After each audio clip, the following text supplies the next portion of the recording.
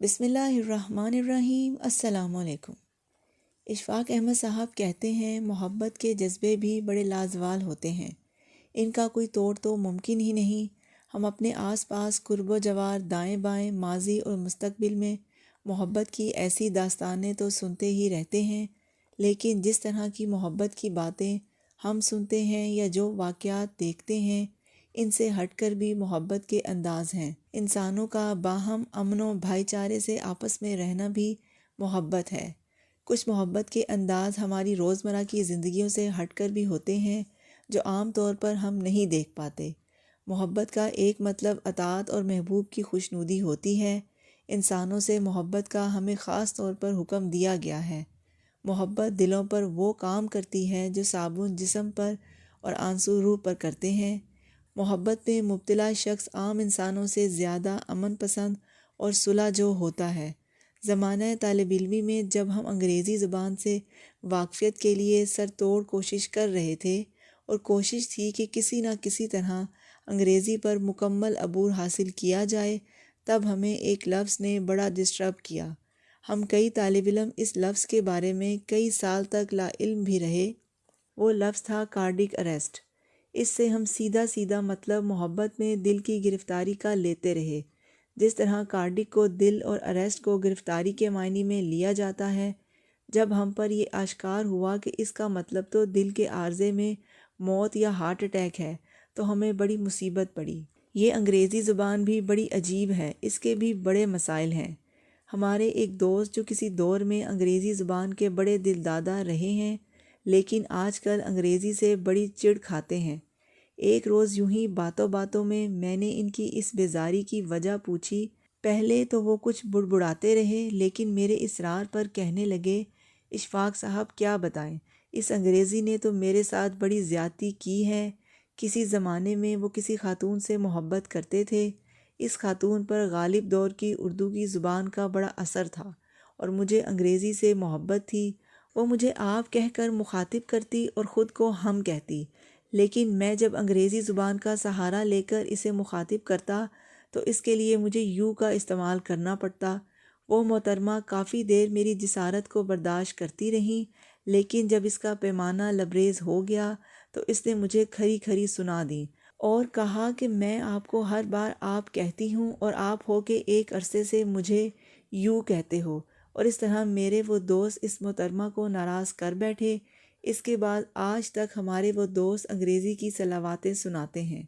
مجھے ذاتی طور پر محبت میں گرفتار ہونا یا محبت میں مبتلا ہونے کی ترکیبیں کبھی بھی پسند نہیں آئیں، کیونکہ آدمی گرفتار یا مبتلا تو بیماری میں ہوتا ہے، فکر میں ہوتا ہے یا پھر خوف میں۔ پھر محبت تو ایک لطیف جذبہ ہے۔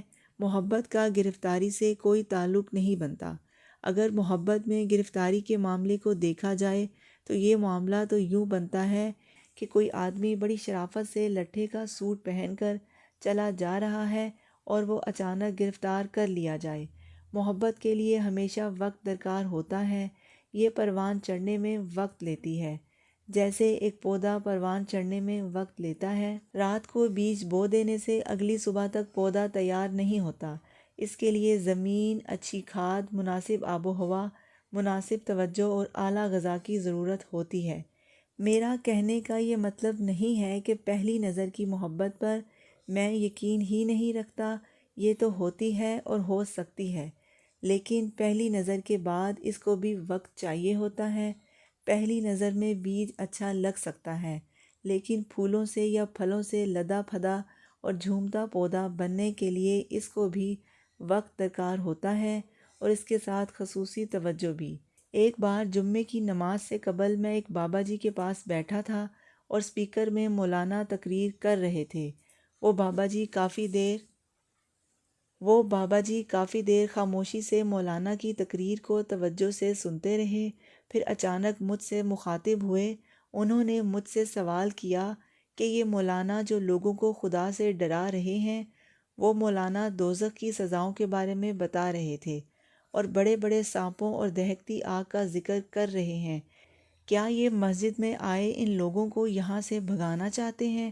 میں نے کہا بابا جی، اس میں بھگانے کی کوئی بات نہیں ہے، یہ لوگوں کو شاید اس لیے خوفزدہ کر رہے ہیں کہ وہ برے کاموں سے اجتناب کریں۔ بابا جی کہنے لگے کہ کیا مسجد میں لوگ خدا کے ڈر سے نہیں آتے، اور کیا وہ برے کاموں سے اجتناب خدا کی محبت میں نہیں کر سکتے؟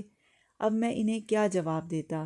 وہ کہنے لگے، کاکا، ایک خدا جو انسان سے 7 ماؤں سے زیادہ محبت رکھتا ہے، جس مٹی کے پتلے کو اس نے بہترین ساخت پر بنایا ہے، کیا وہ 7 ماؤں کا پیار ایک طرف رکھ کر انہیں دہکتی آگ میں پھینکے گا؟ اب یہ اس بابا جی کا فلسفہ تھا، جو اللہ تعالیٰ کی محبت کو سب چیزوں پر ترجیح دے رہے تھے۔ محبت کے اپنے درجات اور رنگ ہوتے ہیں۔ میں زیادہ تو اس بارے میں نہیں جانتا، کیونکہ مجھے تو دنیا سے ہی محبت رہی، اور میں دنیاوی معاملات کو حل کر کے آسودہ زندگی کی محبت میں ہی سرشار رہا۔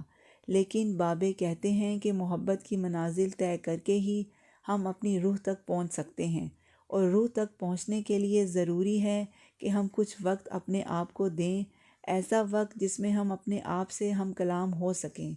ہمارے بابا جی محبت کے معاملے میں بہت زور دیتے تھے، اور ان کا کہنا تھا کہ ہمارے مسائل کا واحد آسان حل یہ ہے کہ ہم سب ایک دوسرے سے محبت کریں، ایک دوسرے کی غلطیوں کو معاف کریں، اور باہمی بھائی چارے کی وہ راہ اپنائیں جس کا درس حضور نبی اکرم صلی اللہ علیہ وسلم نے مکہ سے ہجرت کر کے مدینے میں دیا تھا۔ اب ہم سوچتے ہیں کہ ہماری مالی مشکلات حل ہوں گی تو ہم نماز بھی پڑھیں گے، انسانیت سے محبت بھی کریں گے۔ یہ حقیقت میں میرے جیسے لوگوں کا بہانہ ہے۔ لوگوں کو توقیر بخشنے اور محبت کرنے میں تو کوئی رسید نہیں دینا پڑتی، نہ کوئی اکاؤنٹ کھلوانا پڑتا ہے۔ بس آپ نے چند میٹھے الفاظ بولنے ہیں، ماتھے سے شکنیں ختم کرنی ہیں۔ میرے ایک دوست ہیں، وہ جب دفتر جاتے ہیں، اپنے ماتحتوں یا سٹاف سے ملاقات کرتے ہیں تو ایک الگ طرح کے انسان ہوتے ہیں۔ اینک ناک سے ذرا نیچے رکھتے ہیں، ماتھے پر وہ شکنیں ڈال کر رکھتے ہیں، کسی کے سوال کا انتہائی مختصر جواب دیتے ہیں، اور ایک طرح کے راہب بننے کی کوشش کرتے ہیں۔ لیکن جب وہ گھر پر ہوتے ہیں تو ایک الگ اور بدلے ہوئے آدمی معلوم پڑتے ہیں، بڑی حلیم طبیعت کے خوش مزاج انسان ہو جاتے ہیں۔ پاکستان بننے کے چند سال بعد کی بات ہے، ہمارا ایک ساتھی ریڈیو چھوڑ کر ایک ایسی ملازمت سے وابستہ ہو گیا جس میں اس کی تنخواہ ریڈیو کے مقابلے میں کم از کم دگنی تھی۔ وہ 4-5 سال اس ملازمت سے وابستہ رہا، اور ایک روز اچانک پھر واپس ریڈیو آ گیا۔ ہم سارے اس کے گرد جمع ہو گئے اور واپس آنے کی وجہ پوچھی۔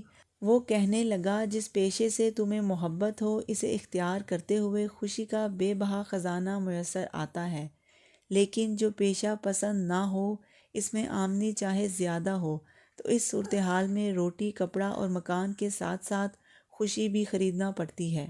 وہ کہنے لگا کہ تم تو جانتے ہو کہ خوشی کتنی مہنگی ہوتی ہے، اس پر ہر ماہ بہت زیادہ خرچ ہو جاتا ہے۔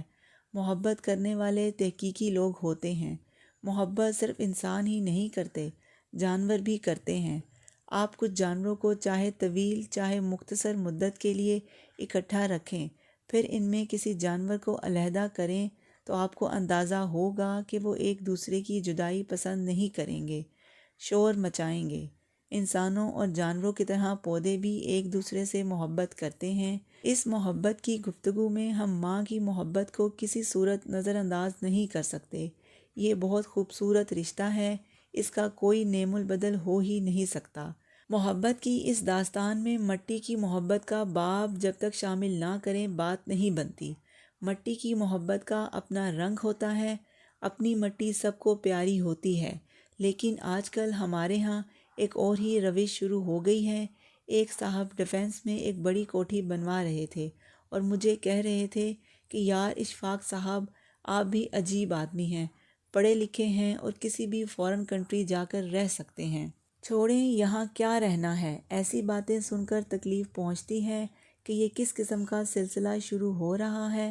قومیں اپنی مٹی اور وطن کے لیے جانوں کے نذرانے دے دیتی ہیں، اور ہم ہیں کہ اپنی ہی مٹی اور لوگوں کو کوستے ہیں۔ شاید یہ ایک قسم کا فیشن بن گیا ہے۔ ہم محبت کو مادی حوالوں سے زیادہ لے لیتے ہیں، حالانکہ محبت، ہمدردی اور ان کے رشتے مال و دولت کے قطعی محتاج نہیں ہوتے۔ ہمارے کئی دوست احباب، رشتہ دار ہم سے وقت مانگتے ہیں، ہماری قربت میں رہنا چاہتے ہیں۔ وہ خواہش کرتے ہیں کہ ہم اپنا کچھ وقت ان کے ساتھ گزاریں، پلے سے کچھ نہیں دینا، بس اپنا وجود انہیں سونپنا ہے۔ استانی زینب بتاتی ہیں کہ جب وہ بیوہ ہوئیں تو میرے سسرال والوں نے مجھے اور میرے بیٹے طارق کو گھر سے نکال دیا، اور اس وقت ہمارے پاس مکان کا کرایہ تک دینے کے لیے پیسے نہیں تھے، تو ہم نے چودھری صاحب جنہوں نے گھر سے نکالا تھا ان کے گھر کے قریب نہایت خستہ حالی کی زندگی گزارنا شروع کر دی۔ کچھ دن کے بعد یہ خبر ملی کہ چودھری کا بیٹا علی گھر سے بھاگ گیا ہے۔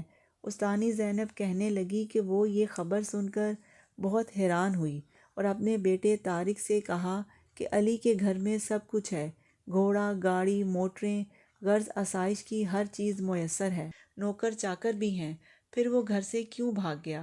طارق نے کہا، اماں، علی کے پاس بڑا خوبصورت اور آرام دہ ماحول تھا مگر محبت نہیں تھی، اس لیے وہ محبت کی تلاش میں گھر سے بھاگ گیا۔ ہمارے ہاں بہت پریشان کن ماحول ہے، لیکن محبت کی فراوانی ہے، اس لیے ہم ایک دوسرے کے ساتھ بندھے ہوئے ہیں اور اس ماحول سے بھی بندھے ہوئے ہیں۔ جانوروں اور انسانوں میں ہی محبت کا رشتہ موجود ہوتا ہے، مغرب والے تو خیر ان کی محبت میں بہت ہی آگے نکل گئے ہیں۔ کتوں میں تابعداری کا مادہ زیادہ ہوتا ہے، اس لیے لوگ انہیں زیادہ پسند کرتے ہیں۔ آپ کتے کو ماریں، اپنے سے علیحدہ کریں، وہ دم ہلائے گا اور آپ کے ساتھ لگا رہے گا۔ اس کی محبت اور وابستگی کا انداز بھی دنیا سے نرالا ہے۔ کتا نہ تو حسن و جمال اور شکل و صورت کا عاشق ہے اور نہ ہی وہ کسی سے اس کے بینک بیلنس کے باعث محبت کرتا ہے۔ جب کتے کی وفاداری کا تذکرہ چل نکلا ہے تو یہ بات بھی بڑی غور طلب ہے کہ اگر آپ کتے سے پیار سے محبت کا اظہار کریں، اسے تھپکی دیں تو وہ آپ کو دیوتا سمجھنے لگے گا، لیکن اگر آپ بلی سے تھوڑی دیر پیار کریں، اسے سہلائیں، تھپکیاں دیں تو وہ خود کو دیوتا سمجھنا شروع کر دیتی ہے۔ آپ ضرور اس بات کا مشاہدہ کر کے دیکھیے گا۔ محبت کی داستانوں کے سلسلے بہت طویل ہیں، اس پر بات کرتے رہیں گے۔ اللہ آپ کو آسانیاں عطا فرمائے اور آسانیاں تقسیم کرنے کا شرف عطا فرمائے۔ آپ سب کا بہت بہت شکریہ۔ آپ لوگ میری ویڈیو دیکھتے ہیں، سنتے ہیں، سمجھتے ہیں، پسند کرتے ہیں، شیئر کرتے ہیں اور میرے چینل کو سبسکرائب کر کے مجھے موٹیویٹ کرتے ہیں۔ جزاک اللہ۔